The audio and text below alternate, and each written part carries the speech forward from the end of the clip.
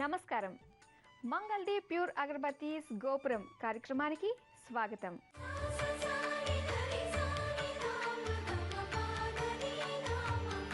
ఈ రోజు గోపురంలో సాంప్రదాయాలు చెప్పుకునే ముందుగా అర్చనలో ఈశ్వరుణ్ణి స్మరించుకుందాం.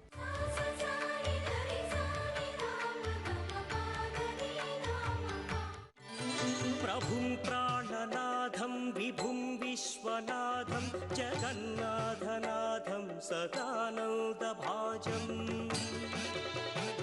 భవద్భవ్యభూతేశ్వరం భూతనాథం శివం శంకరం శంభుమీశానమీడే గళేరుండమాలం తనౌ సర్పజాలం మహాకాలకాలం గణేశాదిపాలం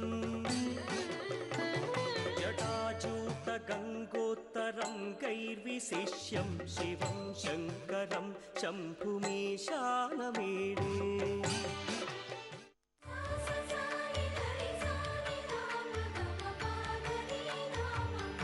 కృషికి తగిన ఫలితాలు రావటానికి ఏం చెయ్యాలి? అసలు మనకి ఒక విషయం చెప్తూ ఉంటారు, కృషితో నాస్తి దుర్భిక్షం అని. అంటే కృషి చేసినటువంటి వాడికి ఎప్పుడు కూడా దానికి తగినటువంటి ఫలితం ఉండకుండా పోదు అనేటువంటి అర్థం.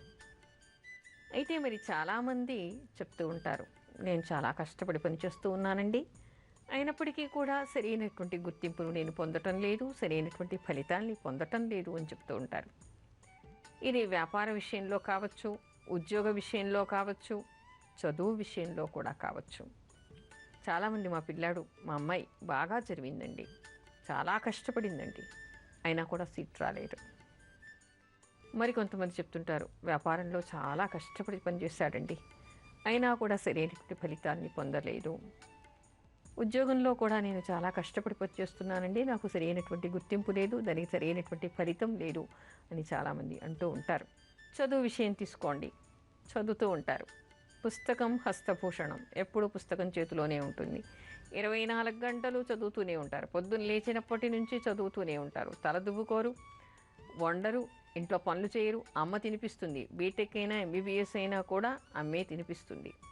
ఇంకా ఇంటికి వచ్చినటువంటి ఎవరిని పట్టించుకోరు, ఇంట్లో ఏ పనులు చేయరు, కేవలం పుస్తకం మాత్రమే వాళ్ళ ముందర ఉంటుంది. 24 గంటలు ఆ పుస్తకంలో తలదూర్చే ఉంటారు. బయట ప్రపంచం వాళ్ళకి తెలియదు, అయినా కూడా వాళ్ళకి ర్యాంకులు రావు. అలా చదువుతూనే ఉంటారు. అసలు చదవటానికి ఒక పద్ధతి లేదా? కృషి ఏ విధంగా చెయ్యాలి? చదువు అనగానే కేవలం పుస్తకం ముందర పెట్టుకుంటే చదువు రాదు. ఆ చదివింది బుర్రకు ఎంతవరకు ఎక్కింది అనేటువంటి విషయాన్ని మనం తెలుసుకోకపోతే ఎంత కష్టపడినా, ఎన్ని గంటలు పుస్తకం ముందరేసుకుని కూర్చున్నా, దాన్ని ఎన్నిసార్లు రిపీట్ చేసి చదివినా కూడా అది మన బుర్రకెక్కదు. చాలామంది అది చదువుతూనే ఉంటారు, మొదటి నుంచి చివరికి వరకు చదువుతూనే ఉంటారు, భట్టీయం వేస్తూ ఉంటారు. కానీ అన్నీ అలుక్కుపోయినట్టు పరీక్షకు వెళ్ళేసరికి వాళ్ళకి ఏమీ కూడా గుర్తురాదు. అలా కాకుండా అందులో ఉన్నటువంటి విషయం ఏమిటి అనేటువంటి అవగాహన చేసుకున్నారనుకోండి, తప్పకుండా వాళ్ళకి వాళ్ళ పద్ధతిలో వాళ్ళకి గుర్తు ఉన్నటువంటిది వాళ్ళకి తెలిసినటువంటి భాషలో దాన్ని రాయగలుగుతారు. అంటే కృషి ఏ విధంగా చేయాలి? ఏదైనా ఒక చదువుతున్నారంటే తెల్లవారుజామున లేవటం, నిద్రకి తక్కువ ప్రాధాన్యం ఇవ్వటం, చదువుకున్న దాన్ని మెమరైజ్ చేయడం, చూడకుండా రాయటం లాంటివి చేసినప్పుడు సరైనటువంటి ఫలితాన్ని తప్పకుండా పొందుతారు. గ్రహస్థితి ఏ విధంగా ఉన్నా, ఒకవేళ అష్టమ శని కానీ, ఏలినాటి శని కానీ ఇలాంటివి ఉన్నప్పటికీ కూడా వాళ్ళ కృషికి తగినటువంటి ఫలితం రాకుండా పోదు. కొంత అసంతృప్తి ఉండొచ్చు, అనుకున్న కాలేజీలో రాకపోవచ్చు, అనుకున్నంత ర్యాంకు రాకపోవచ్చు, కానీ ఫస్ట్ క్లాస్ రావాలి అనుకున్నటువంటి వాడు ఎప్పుడు కూడా ఫెయిల్ అవ్వడు. తప్పకుండా వాడికి 90లే వస్తాయి. కాకపోతే అనుకున్న కాలేజీ కానీ, అనుకున్న సబ్జెక్టు కానీ వాళ్ళకి పీరియడ్ బాగా లేనప్పుడు సంతృప్తికరంగా ఉండకపోవచ్చు, కానీ ఫలితం మాత్రం లేకుండా పోదు. అందుకని చదువుకునే వాళ్ళకి చదువుకోవడానికి, కృషి చేయటానికి కూడా ఒక పద్ధతి ఉంటుంది. ఆ పద్ధతి ప్రకారం వాళ్ళు కృషి చేయాలి. అదే ఉద్యోగంలో ఉన్నారు, ఏ విధంగా కృషి చేయాలి? కొంతమంది పైకి కనిపించే విధంగా పని చేస్తున్నట్టుగా నటిస్తూ అసలు శ్రమ చేయకుండా ఫలితాన్ని పొందేటువంటి ప్రయత్నం చేస్తూ ఉంటారు. మరికొంతమంది గుడ్డెద్దులాగా గుడ్డు చాకిరీ చేస్తూ ఉంటారు. గుడ్డు చాకిరీ చేసినా నాకు ఫలితం రావటం లేదండి అని కొంతమంది అంటూ ఉంటారు. కొన్ని చోట్ల అలా కనిపిస్తూ ఉంటుంది. కానీ లౌక్యం కూడా చాలా అవసరం. పని చెయ్యాలి, ఆ పని చేసింది ఎక్కడ అవసరము, ఎక్కడ వారి అవసరం ఉంది, ఎక్కడ పని చేయకపోతే తప్పకుండా ఆ పని ఆగిపోతుంది అనుకున్నప్పుడు తప్పకుండా వాళ్ళకి గుర్తింపు ఉంటుంది. అలా గుర్తింపు వచ్చేలాగా ఏ పని చెయ్యాలి, ఏ పని ముందు చెయ్యాలి, ఏ పని వెనక చెయ్యాలి, ఎలా లౌక్యాన్ని పాటించాలి అనేటువంటి కొన్ని విషయాల్ని నేర్చుకుంటే ఉద్యోగంలో కూడా అధికారుల దృష్టిలో పడేటువంటి అవకాశం ఉంటుంది. అయితే కొన్నిసార్లు మనకి సమయం బాగా లేనప్పుడు, మనకి గ్రహస్థితి బాగా లేనప్పుడు అనుకున్నటువంటి సంవత్సరంలో మనం ఎక్స్పెక్ట్ చేసినటువంటి విధంగా ఫలితాలు రాకపోయినప్పటికీ పైన భగవంతుడు కూడా చూస్తూ ఉంటాడు కదా. కృషి చేసినటువంటి వాడికి ఎప్పటికైనా తప్పనిసరిగా ఫలితం వచ్చి తీరుతుంది. ఆ తర్వాత సంవత్సరమైనా ఇది అది కలిపినటువంటి ఫలితాన్ని వాళ్ళు పొందేటువంటి అవకాశం ఉంటుంది. వ్యాపారం చేస్తూ ఉన్నారు, వ్యాపారం చేసినప్పుడు పెట్టుబడులు పెడుతూ ఉంటారు. నేను చాలా కష్టపడ్డానండి, వీళ్ళ దగ్గరికి వెళ్ళటం, వాళ్ళ దగ్గరికి వెళ్ళటం, వాళ్ళు చెప్పింది చేయటం, ఇంకొకళ్ళు ఇంకో రకంగా చెప్తే ఇది మానేసి ఆ విధంగా చేయటం, ఇలా అభిప్రాయాలు మార్చుకొని పదే పదే వాళ్ళు మార్పులు చేస్తూ ఉంటారు. తద్వారా ఏమిటంటే వాళ్ళ ఆలోచనని అక్కడ ఉపయోగించకపోవటం వలన, సరైన ప్రణాళిక లేకపోవటం వలన వ్యాపారంలో నష్టాలు పడుతూ ఉంటారు. అలా కాకుండా ఒక ప్రొడక్షన్ మొదలుపెట్టారంటే దానిలో అనుభవం ఉన్న వాళ్ళ దగ్గరికి, ఎవరి దగ్గర మనం సలహాలు తీసుకోవాలి, ఎవరి దగ్గర మనం నేర్చుకోవాలి, కృషి ఏ విధంగా చేయాలి. ప్రతి పని చేయటానికి కృషి అవసరమే, కానీ ఆ కృషిని ఏ విధంగా చేయాలి అనేటువంటిది కూడా వాళ్ళకి ఎరిగి ఉండాలి. గుడ్డిగా ఏదో పొద్దునుంచి రాత్రి దాకా పని చేస్తున్నాము అని కాదు. ఆ పని చేసేటువంటి విధానంలో ప్రాధాన్యత దేనికి ముందుగా ఇవ్వాలి, దేనికి తర్వాత ఇవ్వాలి, ఏ సమయంలో ఏది చెయ్యాలి, ఎవరి సలహాలు పొందాలి. ముఖ్యంగా ఏమిటంటే ఏ రంగంలో పనిచేస్తున్నటువంటి వాళ్ళు ఆ రంగంలో నిష్ణాతులైనటువంటి వాళ్ళ దగ్గరికి వెళ్ళటం, వాళ్ళ అనుభవాన్ని తెలుసుకోవడం, ఆ సమర్థత మనకి ఉందా లేదా, ఉంటే దాన్ని ఎలా పెంచుకోవాలి, అంటే తక్కువ ఉంటే దాన్ని ఎలా పెంచుకోవాలి, ఏ సమయానుకూలంగా చేయాలి, ఏ పని ముందు చేయాలి, ఏ పని తర్వాత చేయాలి, ఆ తర్వాత ఎంత మేర మాత్రమే పెట్టుబడి పెట్టాలి. ఎక్కువ పెట్టుబడి పెడితే ఎక్కువ లాభాలు వస్తాయని కాకుండా అనుభవం లేనప్పుడు తక్కువ పెట్టుబడులతో మొదలుపెట్టి ఆ తర్వాత దాన్ని పెంచుకుంటూ పోవడం వలన లాభాలు గడించేటువంటి అవకాశాలు ఏర్పడతాయి, కృషికి తగినటువంటి ఫలితాలు ఏర్పడతాయి. కేవలం గొడ్డులాగా ఏదో ఒకటి నేను పొద్దునుంచి పని చేశాను, వీళ్ళ దగ్గరికి వెళ్ళాను, ఖాళీనే లేదు, తినడానికి సమయం లేదు, పడుకోవడానికి సమయం లేదు అని వాపోతూ ఉంటారు. కానీ చేయవలసినటువంటి రీతిగా ఆ వ్యాపారాన్ని మీరు చేస్తూ ఉన్నారా? చేయవలసినటువంటి రీతిగా దాన్ని ఫలితాలు పొందేటువంటి ప్రయత్నాలు మీరు చేస్తున్నారా? అత్యాశకు పోయి చేస్తున్నారా? ఎవరేది చెప్తే అది చేస్తున్నారా? కొంతమంది వ్యాపారం చేస్తూ ఉంటారు, పక్కవాడికి బాగా మంచి లాభాలు వచ్చాయి కాబట్టి నేను కూడా అలాంటి బిజినెస్, అలాంటి వ్యాపారమే చేస్తా అని మొదలు పెడతారు. కొంతమంది మనకంటే బాగా అనుభవం ఉంది కదా, బాగా డబ్బు ఉంది, వాళ్ళ దగ్గర నేను కూడి వాళ్ళతో పాటు పనిచేస్తానంటే వాళ్ళకి అనుభవం ఉంది, మిమ్మల్ని ఉపయోగించుకుంటారు తప్ప అలాంటి ఫలితాలు వాళ్ళు మీకు ఇవ్వరు. మీరు వాళ్ళతో సరిసమానులు కారు. అలాంటప్పుడు మీరు చాకరీ మాత్రమే చేస్తారు, లాభాలు వాళ్ళు పొందుతారు. అందుకని మనం ఎవరితో కలిసి వ్యాపారం చేయాలి, తర్వాత ఎవరి దగ్గర మనం ఉండాలి, ఎవరితో పార్ట్నర్షిప్ చేయాలి, మనం ఒంటరిగా చేసుకోవాలా, పక్కవాడు చేసినటువంటి పనికి తగినటువంటి సామర్థ్యత మనకి ఉందా, మనం ఆ అసామర్థ్యంతో చేస్తామా? కృషి చేయటం అంటే కేవలం కష్టపడి పొద్దంతా పని చేయటం అనేటువంటి అర్థం కాదు. పని చేయడానికి సమర్థత కూడా కావాలి, దానికి అనుభవం కూడా కావాలి, అందులో నిష్ణాతులైనటువంటి వాళ్ళ సలహాలు తీసుకోవాలి. ఆచితూచి ఎప్పటికీ అడుగడుగునా కూడా మనం ఏం చేస్తున్నామని ప్రణాళికాబద్ధంగా ఎవరు చేస్తారో, ఎవరు కృషి చేస్తారో వాళ్ళకి తప్పకుండా మంచి ఫలితాలు వచ్చి తీరుతాయి. అదే వ్యవసాయం ఉందనుకోండి, పక్క దేశంలో పక్క రాష్ట్రంలో పత్తి పంట వేశారు కాబట్టి వాళ్ళకి బాగా లాభాలు వచ్చాయి కాబట్టి నేను కూడా వేస్తాను అనుకొని పత్తి పంట వేయటం, పక్కవాడు పొగాకు వేశాడు కాబట్టి నేను పొగాకే వేయాలి అనుకోవడం. అసలు నీ భూమి, నీకుండేటువంటి వాతావరణము ఆ పంటకి అనుకూలంగా ఉందా లేదా, ఆ భూమి అనుకూలంగా ఉందా లేదా, దానికి నీటి సరఫరా దానికి అందుకు సమంగా ఉందా లేదా, దాన్ని పండించేటువంటి సమర్థత నీకు ఉందా, దాని మూల విత్తనాలు సరిగ్గానే తెచ్చుకున్నావా, ఇలాంటివన్నీ ఆలోచిస్తున్నారా? ఎవరు ఏది చేస్తే, ఎవరు ఎక్కువ లాభాలు పొందితే వాళ్ళలాగా మనం కూడా ప్రయత్నం చేద్దామనే దురాశకి వెళ్ళటం. బాగా కష్టపడతారు కానీ ఏం లాభం? కృషి చేసేదానికి కూడా దేనికి కృషి చేయాలి, ఎందుకు కృషి చేయాలి, ఏ విధంగా కృషి చేయాలి, దానికి ఉండేటువంటి ప్రణాళిక ఏమిటి, దానికి సమర్థత మనకి ఉందా, శక్తి సామర్థ్యాలు మనకి ఉన్నాయా, అనుకూలత మనకి ఉందా, వాతావరణం బాగుందా, మన వయసు సహకరిస్తుందా, మన ఆరోగ్యం సహకరిస్తుందా, మన పరిస్థితులు సహకరిస్తాయా, ఇన్నిటినీ ఆలోచించి దీన్నన్నిటినీ కూడా లెక్క వేసుకుని ఆ తర్వాత మాత్రమే ప్రణాళికాబద్ధంగా వివేకంతో దురాశ లేకుండా స్థిమితంగా ఆలోచించి ఎవరు కృషి చేస్తారో వాళ్ళకి తప్పకుండా కూడా మంచి ఫలితాలు వస్తాయి.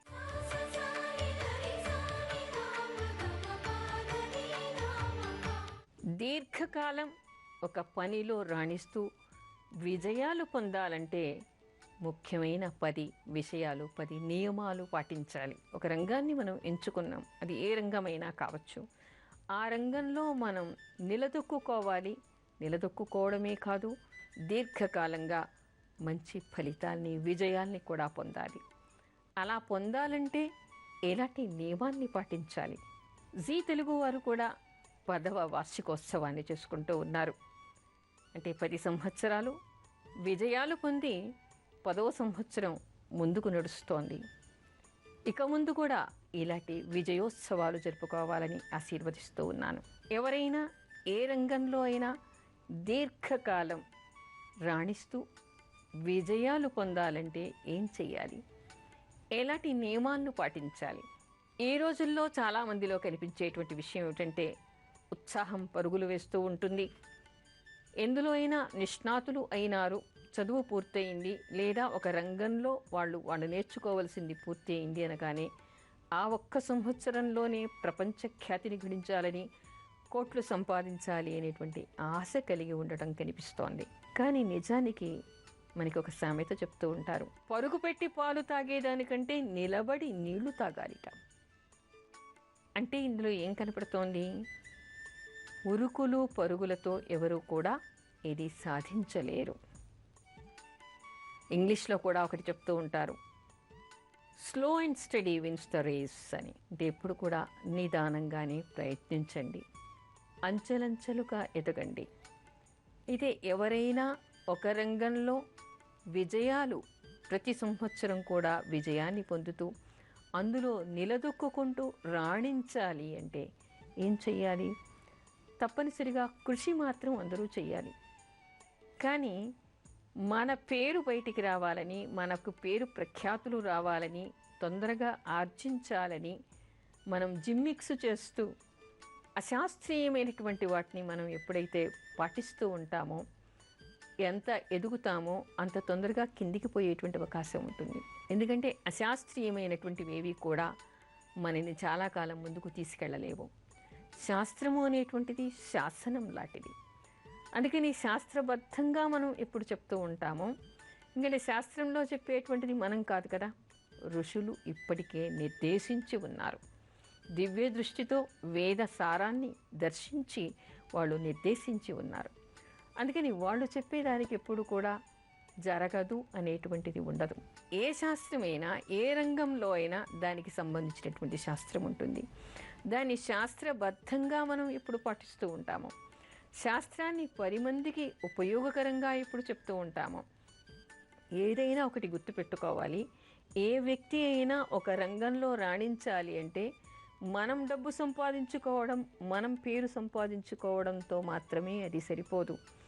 ఎప్పుడు కూడా సమాజ శ్రేయస్సును కోరి ఎదుటి వ్యక్తికి మంచి జరగాలి అనేటువంటి సద్భావన కలిగి ఉంటామో ఇది ఇచ్చేటువంటిది. ఎందుకంటే ప్రతి వ్యక్తిలో కూడా మనం క్షణభంగురమైనటువంటిది ఈ జీవితం.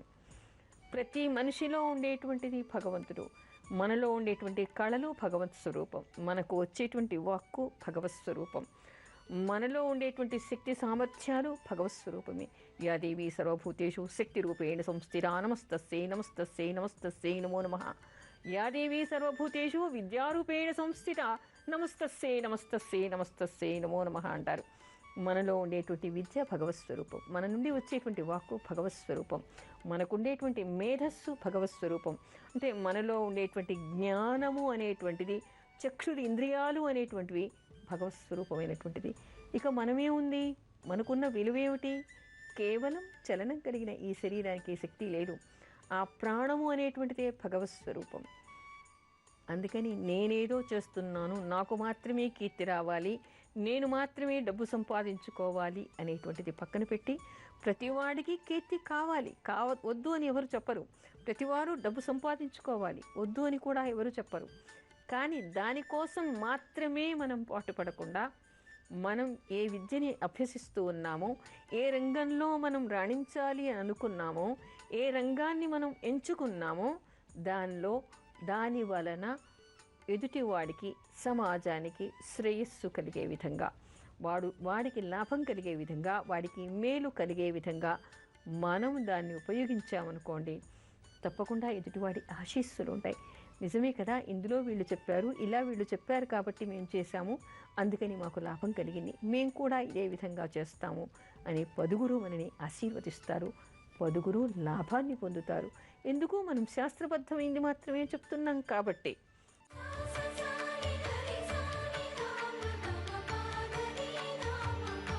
మనం అనుకున్నది అనుకున్నట్టుగా చెప్తే ఎదుటివాడికి ఎప్పుడు మేలు జరగదు. ఎందుకంటే మనం శాస్త్ర ప్రమాణం కాదు, మనకేం తెలుసు కనుక మనం చెప్తాం. మనం కూడా ఒక శాస్త్రాన్ని చదివి మాత్రమే మనం చెప్పాలి. అందుకని చెప్పేసి ఏ రంగమైనా సరే ఆ రంగంలో దానికి సంబంధించినటువంటి శాస్త్రానుగుణంగా మనం చెప్తూ వెళ్ళి, సమాజ శ్రేయస్సును కోరి, ఎదుటి వాళ్ళ శ్రేయస్సును కోరి, మనం పనిచేస్తున్నటువంటి సంస్థ మేలును కోరి, ఎదుటివాడికి మేలు కలగాలి అనేటువంటి సద్భావన కలిగి నిదానంగా మీరు ప్రవర్తించండి. ఒకే రోజులో అన్నీ వచ్చేయాలని ఎవరూ ఆశించకూడదు. ఎప్పుడైనా కూడా మనం కృషి చేస్తూ ఉంటే, ఎదుటివాడు మేలు పొందుతూ ఉంటే, సంస్థకి మేలు జరుగుతూ ఉంటే, మనకి వద్దన్నా కీర్తి ప్రతిష్టలు వాటంతా అవే వస్తాయి. మీకు గ్రహస్థితి బాగా లేకపోయినా కూడా ఒక్కటి మనకి ధర్మశాస్త్రం ఏం చెప్తుంది అంటే, గ్రహస్థితి బాగా లేనప్పుడు ఎలాంటి వాడికైనా దెబ్బలు తగులుతాయి. కానీ ధర్మము అనేటువంటి కవచం మనని అట్టి పెట్టుకుని ఉన్నంత వరకు మనం ఎప్పుడు కూడా నేలపాలు కాం. ఒక బాల్ని, గాలితో ఉన్నటువంటి బాల్ని ఎంత వేగంగా నేలకేసి కొడితే నేలకి తగులుతుంది, కానీ అంత వేగంగా ఆకాశానికి అది ఎగురుతుంది. అదే ఒక మట్టి ముద్దని మీరు నేలకేసి కొట్టారనుకోండి, నేల మీద అతుక్కుపోతుంది. అందుకని ధర్మం అని మనలో నిండి ఉంటే, మనకి సమయం బాగా లేనప్పుడు నిందలు రావచ్చు, ఆరోపణలు రావచ్చు, మనని ఎవరైనా ఏదైనా అనవచ్చు, మనకి తగినటువంటి ఫలితం జాప్యం కావచ్చు, కానీ రాకుండా మాత్రం పోదు. అప్పుడు ఏమవుతుంది? ఆ పీరియడ్ పోగానే గ్రహణం వీడినట్టుగా అప్పటికి వాళ్ళు మళ్ళీ అయ్యో అనవసరంగా అనుకున్నామే, అయ్యో అనవసరంగా ఇలా అయింది, ఇలా కాదు అని చెప్పేసి అందరూ అనుకుంటారు. అప్పుడు వీళ్ళ కీర్తి ప్రతిష్టలు తారాస్థాయికి చేరేటువంటి అవకాశం ఉంటుంది. అంటే ఏమిటి? మనం ఎప్పుడు ఎవరు ఏమీ అనుకున్నా ధర్మాన్ని వదలకూడదు, కృషిని వదలకూడదు, పని పట్ల శ్రద్ధని వదలకూడదు. ఎదుటి వాళ్ళ మంచిని ఆలోచించాలి. ఎదుటి వాళ్ళకి విజయం మనకే కాదు, ఎదుటి వాళ్ళ విజయాన్ని మనం ఆలోచిస్తే, వాళ్ళకి మంచి జరగాలని మనం భగవంతుని ప్రార్థిస్తే భగవంతుడు మనకి మేలు చేస్తాడు. ఎందుకంటే మనం ఎదుటి వాళ్ళ మేలు కోరుతున్నాం కదా, ఎవరికి కీడును కోరటం లేదు కదా, తద్వారా మనకి మంచి జరుగుతుంది. ఏ రంగంలో ఉన్నా శ్రద్ధ కావాలి, సహనం కావాలి, ఆ తర్వాత కృషి కావాలి, ఎదుటి వాళ్ళ మేలును ఆలోచించాలి, ధర్మాన్ని పాటించాలి, శాస్త్రబద్ధంగా నడుచుకోవాలి. ఇలాంటివన్నీ చేస్తూ ఓపికగా ఉన్నప్పుడు ఎక్కువగా మనని మనం ఎక్స్పోజ్ చేసుకోవాలని, మనని మనం ప్రకటించుకోవాలనేటువంటి ప్రయత్నం చేయకుండా మనం మామూలుగానే ఉన్నామనుకోండి, వద్దన్నా మన గురించి అందరూ చెప్పుకుంటారు. అప్పుడు మన కీర్తి ప్రతిష్టలు ఇనుమడిస్తాయి. మనం వద్దన్నా కూడా అవి మనని వెతుక్కుంటూ వస్తాయి. అందుకని ఏ వ్యక్తి కూడా డబ్బు కోసం కానీ, కీర్తి ప్రతిష్టల కోసం కానీ వాటి వెనుక మనం పాటుపడి పరిగెత్తాల్సినటువంటి అవసరం లేదు. ఏ సంస్థలో అయినా ఎవరైనా పనిచేస్తూ ఉన్నారు, మీకు టైం బాగాలేదు, మీరు బాగా కృషి చేస్తున్నారు, మీకు గుర్తింపు రాలేదు, దానికోసం పోరాడి ఆ సంస్థను వదిలి మరొక సంస్థకి వెళ్ళారనుకోండి, అక్కడ మిమ్మల్ని మీరు నిరూపించుకోవడానికి మరికొంత కాలం పడుతుంది. ఇక్కడే సహనం వహించారనుకోండి, కొంతకాలానికి లేదు, ఎప్పటి నుంచో కష్టపడుతున్నారు, పోయిన సంవత్సరం మాకు ఇవ్వడానికి కుదరలేదు, ఈ సంవత్సరం ప్రమోషన్ ఇవ్వాలి, ఈ సంవత్సరం వీళ్ళకి ఏదైనా ఇన్సెంటివ్ ఇవ్వాలని చెప్పేసి ఆ సంస్థ అనుకునేటువంటి అవకాశం ఏర్పడుతుంది. అలా ఏమిటి అంటే, మనం అలా నోరు మెదపకుండా కృషి చేస్తూ భగవద్ధ్యానం చేస్తూ ఉన్నాం అనుకోండి, తప్పనిసరిగా ఒక సంవత్సరం కాకున్నా మరొక సంవత్సరం అయినా వాళ్ళకి విజయాలు లభిస్తాయి, గుర్తింపు లభిస్తుంది. మన కృషిలో మనం లోపం చేయకుండా, మన ధర్మాన్ని మనం వదలకుండా, ఎదుటి వాళ్ళ మేలు కోరుతూనే కొంత సహనం వహిస్తూ, మౌనం వహిస్తూ ముందుకు వెళ్ళామనుకోండి, తప్పనిసరిగా మరు సంవత్సరము ఆ సంవత్సరము దీనికి తగినటువంటి ఫలితాన్ని భగవంతుడు ఇచ్చి తీరుతాడు.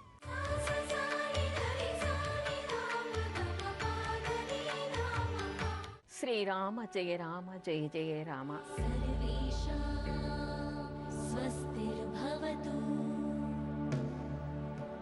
సర్వేషాం శాంతిర్భవతు. ఎవరైనా పోటీ పరీక్షల్లో నెగ్గాలన్నా, విజయాలు కావాలన్నా, కోర్టు వ్యవహారాల్లో విజయాలు కావాలన్నా, చేస్తున్నటువంటి పనిలో, చేస్తున్న రంగంలో విజయాలు సాధించడానికి కూడా ఈ మంత్రం ఉపయోగపడుతుంది. పని చేస్తూ, రామభజన చేస్తూ, శ్రీరామ జయ రామ జయ జయ రామ అనుకుంటే ఆ ఫలితం విజయంతో బయటికి వస్తుంది. అందుకని ఆ విధంగా కూడా ఈ మంత్ర జపం చేయవచ్చు. గోపురంపై మీ అమూల్యమైన సలహాలు మాకు తెలపండి. మా చిరునామా Gopuram, care of Zee Telugu, post box number 102, Khairatabad, Hyderabad 5,04,000. మా ఈమెయిల్ ఐడి gopuram.ctelugu@gmail.com. చూశారు కదా, ఇది ఇవాల్టి మంగళదీప్ ప్యూర్ అగరబత్తీస్ గోపురం కార్యక్రమం. మరో ఎపిసోడ్లో మళ్ళీ కలుసుకుందాం. అంతవరకు సెలవు, నమస్కారం.